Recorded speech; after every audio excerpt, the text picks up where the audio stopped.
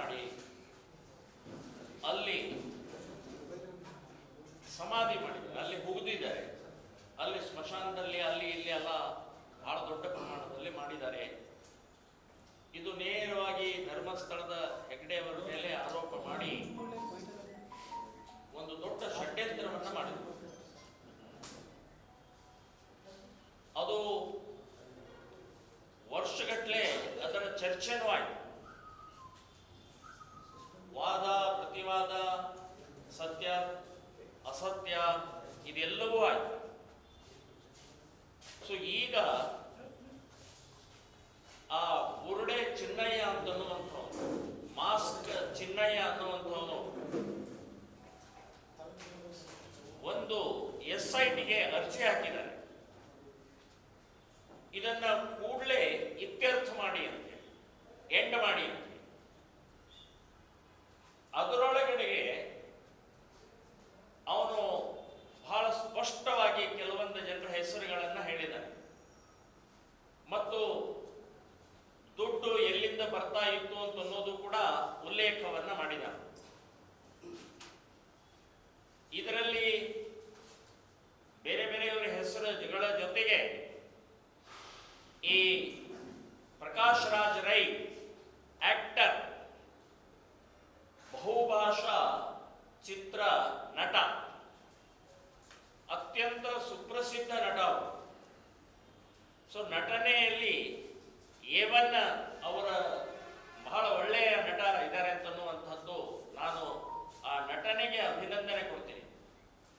ಆದರೆ ಆ ನಟನೆ ವಾಸ್ತವಿಕ ಜೀವನದಲ್ಲಿ, ಧಾರ್ಮಿಕ ಜೀವನದಲ್ಲಿ ಮೂಗು ತೋರಿಸಿ ನಮ್ಮ ಧಾರ್ಮಿಕ ನಂಬಿಕೆಗಳನ್ನ ಹಾಳು ಮಾಡುವಂತಹ ವ್ಯವಸ್ಥಿತ ಸಂಚು ಷಡ್ಯಂತ್ರ ಈ ಧರ್ಮಸ್ಥಳದ ಈ ಕುಕೃತ್ಯದಲ್ಲಿ ಪ್ರಕಾಶ್ ರಾಜ್ ರೈ ಅವರು ಭಾಗವಹಿಸಿದ್ದಾರೆ ಅಂತನ್ನುವಂಥದ್ದು ಆ ಬುರುಡೆ ಚಿನ್ನಯ್ಯ ಅವನು ನೇರವಾಗಿ ಆಪಾದನೆಯನ್ನು ಮಾಡಿದ್ದಾರೆ. ನಾನು ಹೇಳೋದು,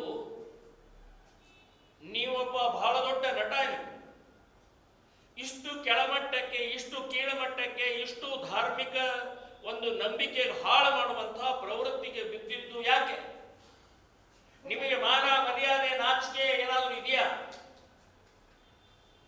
ನಿಮಗೆ ನಂಬಿಕೆ ಇರ್ಲಿಕ್ಕಿಲ್ಲ, ನೀವು ನಾಸ್ತಿಕವಾದಿಗಳಿರ್ಬೋದು, ಆದರೆ ನೀವು ಹಿಂದೂ ವಿರೋಧಿ, ಧಾರ್ಮಿಕ ವಿರೋಧಿ, ದೇವರ ವಿರೋಧಿಯ ನಂಬಿಕೆಗಳನ್ನು ಹಾಳು ಮಾಡುವಂಥದ್ದು ನಿಮಗೆ ಯಾರು ಹಕ್ಕು ಕೊಟ್ಟರು? ಈ ರೀತಿ ಬಹಳ ದೊಡ್ಡ ಪ್ರಮಾಣದಲ್ಲಿ ಇವತ್ತು ನೀವು ಹಿಂದೂ ವಿರೋಧಿ, ಧರ್ಮದ ವಿರೋಧಿ, ದೇವರ ವಿರೋಧಿ ಅಂತನ್ನುವಂಥದ್ದು ಈ ಧರ್ಮಸ್ಥಳದ ದೊಡ್ಡ ಷಡ್ಯಂತ್ರದಲ್ಲಿ ನೀವು ಭಾಗಿಯಾಗಿದ್ದೀರಿ ಅಂತನ್ನುವಂಥದ್ದು ಸಿದ್ಧ ಆಯಿತು. ನಾನು ಹೇಳೋದು, ಇವತ್ತು SIT 23ರಿಂದ ತನಿಖೆ ಮಾಡ್ತಾ ಇರುವಂತ SIT ಏನ್ ಮಾಡ್ತಾ ಇದ್ರಿ? ಒಂದು ಧರ್ಮಸ್ಥಳ ಅನ್ನುವಂಥದ್ದು ಅತ್ಯಂತ ಪವಿತ್ರ ಪುಣ್ಯಕ್ಷೇತ್ರ, ಲಕ್ಷಾಂತರ ಜನರಿಗೆ ಅನ್ನ, ಲಕ್ಷಾಂತರ ಜನರಿಗೆ ಶಿಕ್ಷಣ, ಲಕ್ಷಾಂತರ ದೇವಸ್ಥಾನಗಳ ಪುನರುಜ್ಜೀವನ ಮಾಡ್ತಾ ಇರುವಂತಹ, ಹೀಗೆ ಅನೇಕ ಸಾಮಾಜಿಕ ಕೆಲಸ ಮಾಡ್ತಾ ಇರುವಂತಹ ಧರ್ಮಸ್ಥಳ, ಸರ್ಕಾರವು ಮಾಡಲಾರದಷ್ಟು ಕೆಲಸಗಳನ್ನು ಮಾಡ್ತಾ ಇರುವಂತಹ ಧರ್ಮಸ್ಥಳವನ್ನ ಕೆಡಿಸುವಂತ ಕೆಲಸ ಈ ಏನು ದೊಡ್ಡ ಸಂಚುಕಾರಿದ್ದಾರೆ ಅವರೆಲ್ಲರನ್ನೂ ಕೂಡ ಬಂಧಿಸಬೇಕು. ಇಮ್ಮಿಡಿಯೇಟ್ ಬಂಧನ ಮಾಡಿ, ಎನ್ಕ್ವೈರಿ ಮಾಡಿ ಅವ್ರನ್ನ ಈ ಶಿಕ್ಷೆ ಕೊಡಬೇಕು ಅಂತನ್ನುವಂಥದ್ದು ಹೇಳ್ತೀನಿ. ಎಲ್ಲಿವರೆಗೆ ಹೋಗಿದ್ರು ಅಂತನ್ನುವಂಥದ್ದು, ಸುಜಾತಾ ಭಟ್ ಒಂದು ಕ್ಯಾರೆಕ್ಟರ್ ರೆಡಿ ಮಾಡಿಬಿಟ್ರು ಇವರು ಪ್ರಕಾಶ್ ರೈ ಅವರು. ಸುಜಾತಾ ಭಟ್ ಅನ್ನುವಂಥ ಒಂದು ಕ್ಯಾರೆಕ್ಟರ್ ರೆಡಿ ಮಾಡಿ ಆ ಇಲ್ಲದ ಮಗಳನ್ನ ಅನನ್ಯಾ ಭಟ್, ಈ ಸುಜಾತಾ ಭಟ್ ಮಗಳು ಅನನ್ಯಾ ಭಟ್ಟನ್ನು ಕೂಡ ಸೃಷ್ಟಿ ಮಾಡಿದರು. ಮಗಳೇ ಇಲ್ಲ, ಅವಳು ಉಜಿರೆ ಕಾಲೇಜ್ನಲ್ಲಿ ಓದ್ತಾ ಇದ್ಲು. ಉಜಿರೆ ಕಾಲೇಜಿನಿಂದ ಕಿಡ್ನಾಪ್ ಆದ್ಲು, ಸತ್ತು ಹೋದ್ಲು. ಆಮೇಲೆ ಗೊತ್ತಿಲ್ಲ, ನನಗೆ ಫೋನ್ ಮಾಡಿದ್ಲು, ನನಗೆ ಕಾಂಟ್ಯಾಕ್ಟ್ ಮಾಡಿದ್ಲು.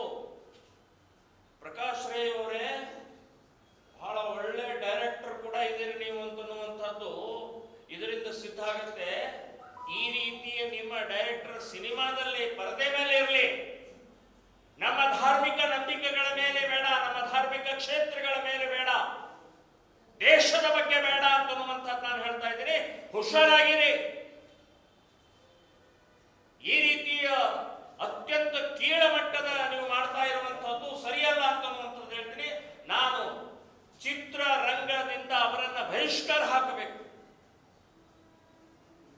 ಚಿತ್ರರಂಗದ ಮಂಡಳಿಗೆ ನಾವು ಒಂದು ಕಂಪ್ಲೇಂಟ್ ಅನ್ನು ಕೂಡ ಕೊಡ್ತೀವಿ.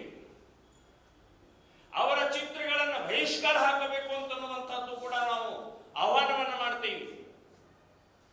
ಸೊ ಈ ರೀತಿ ಕೇರಳದಿಂದ ದುಡ್ಡು 200 ಕೋಟಿಯ ಈ ಡೀಲಿಂಗು, 200 ಕೋಟಿಯ ವ್ಯವಹಾರ ಅಂದ್ರೆ ಇದೆಲ್ಲ ಮಾಡಕ್ಕೆ 200 ಕೋಟಿ 200 crore ಒಂದು ನಂಬಿಕೆ ಧರ್ಮಸ್ಥಳವನ್ನ ಕೆಡಿಸಕ್ಕೆ ಎಂಥ ನೀಚ್ ಕೆಲಸ ಮಾಡಿದ್ದಾರೆ. ಅವನಿಗೆ 50 ಲಕ್ಷ ರೂಪಾಯಿದ ಆಸೆ ತೋರಿಸಿದ್ದಾರೆ. ಸೊ ಇದು ಭಯಂಕರ ಭಯಾನಕವಾದಂತದ್ದು. ಇದರ ಹಿಂದೆ ಕಾಂಗ್ರೆಸ್ ಸರ್ಕಾರವೂ ಕೂಡ ಇದೆ. ಕಾಂಗ್ರೆಸ್ ಸರ್ಕಾರದಲ್ಲಿರುವಂತಹ ನಾಸ್ತಿಕವಾದಿಗಳು, ಕಮ್ಯುನಿಸ್ಟರು ಇವರು ಕೂಡ ಸಾಮೀಲಿದ್ದಾರೆ, ಬುದ್ಧಿಜೀವಿಗಳು ಇವರು ಕೂಡ ಸಾಮೀಲಿದ್ದಾರೆ ಅಂತನ್ನುವಂಥದ್ದು ಗೊತ್ತಾಗುತ್ತೆ. ಇದರ ಎಲ್ಲವನ್ನು ಸಮಗ್ರವಾಗಿ ತನಿಖೆ ಮಾಡಬೇಕು ಅಂತನ್ನುವಂಥದ್ದು ನಾನು ಹೇಳ್ತಾ ಇದ್ದೀನಿ. ಈಗ ಈ ನಮ್ಮ ಪತ್ರಿಕಾಗೋಷ್ಠಿ ಮುಗಿದ ಮೇಲೆ ಈ ಪ್ರಕಾಶ್ ರೇನ ಸುಟ್ಟು ಹಾಕಿ ನಾವು ಪ್ರತಿಭಟನೆಯನ್ನು ಮಾಡುವಂತಹದ್ದು ಕೂಡ ನಿರ್ಧಾರವನ್ನು ಮಾಡಿದ್ದೀವಿ.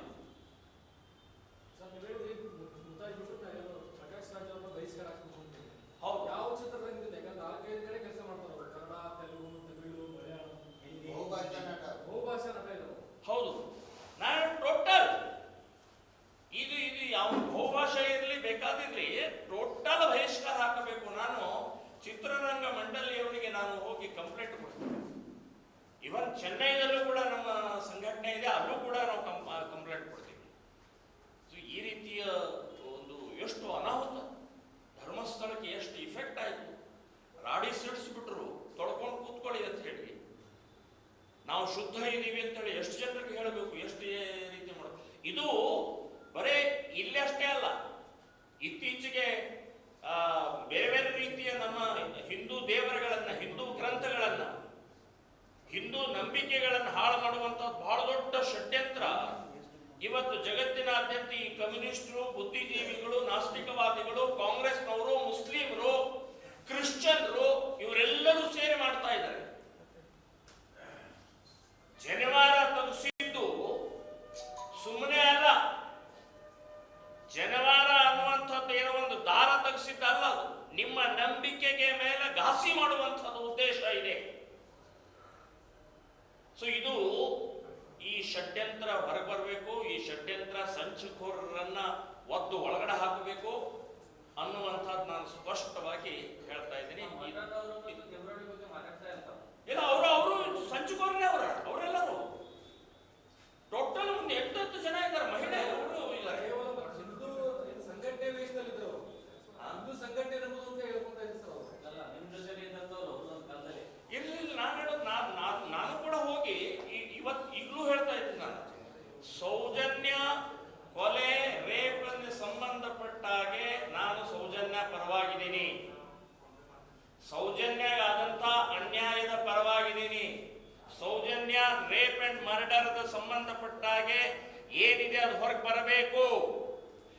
ಐಒ ಪೊಲೀಸ್ ಆಫೀಸರ್ಗಳು ತಪ್ಪಿತಸ್ಥರು ಅನ್ನುವಂಥದ್ದು ಕೋರ್ಟ್ ಹೇಳಿದೆ. ಸಂತೋಷ್ ಅನ್ನುವಂಥವನು ಸಂಚು ಮಾಡಿ ಅರೆಸ್ಟ್ ಮಾಡಿ ಅವನನ್ನು 3 ವರ್ಷ ಜೈಲೊಳಗೆ ಕೊಳಿಸಿದ್ರು ತಪ್ಪು.